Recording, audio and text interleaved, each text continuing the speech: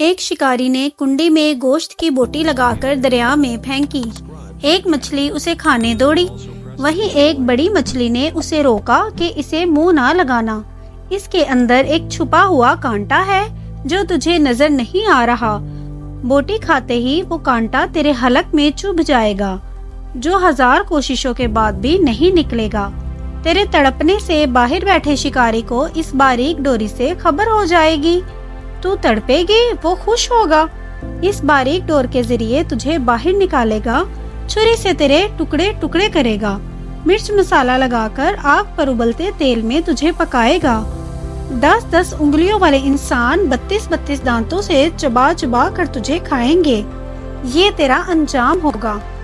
بڑی مچھلی یہ کہہ کر چلی گئی۔ چھوٹی مچھلی نے دریا میں ریسرچ شروع کر دی۔ نہ شکاری، نہ آگ، نہ کھولتا تیل، نہ مرچ مسالہ، نہ 10-10 انگلیوں اور 32-32 دانتوں والے انسان، کچھ بھی نہیں تھا۔ چھوٹی مچھلی کہنے لگی، یہ بڑی مچھلی ان پڑھ، جاہل، پتھر کے زمانے کی باتیں کرنے والی، کوئی حقیقت نہیں اس کی باتوں میں نے خود ریسرچ کی ہے، اس کی بتائی ہوئی کسی بات میں بھی سچائی نہیں۔ میرا ذاتی مشاہدہ ہے، وہ ایسے ہی سنی سنائی نام نہاد غیب کی باتوں پر یقین کیے بیٹھی ہے۔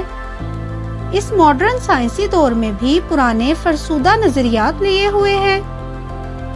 چنانچہ اس نے اپنے ذاتی مشاہدے کی بنیاد پر بوٹی کو منہ میں ڈالا، کانٹا چبھا، مچھلی تڑپی، شکاری نے ڈور کھینچ کر باہر نکالا۔ آگے بڑی مچھلی کے بتائے ہوئے سارے حالات سامنے آ گئے۔ انبیاء علیہ السلام نے انسانوں کو موت کا کانٹا چبھنے کے بعد پیش آنے والے غیب کے سارے حالات اور واقعات تفصیل سے بتا دیے ہیں۔ بڑی مچھلی کی طرح عقل مند انسانوں نے انبیاء کی باتوں کو مان کر زندگی گزارنا شروع کر دی ہے۔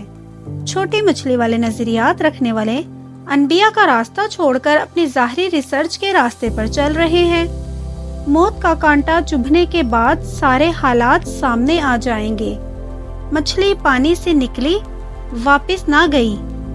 انسان دنیا سے گیا، واپس نہ آیا۔ بس یہی وقت ہے، اگر سمجھ گئے تو۔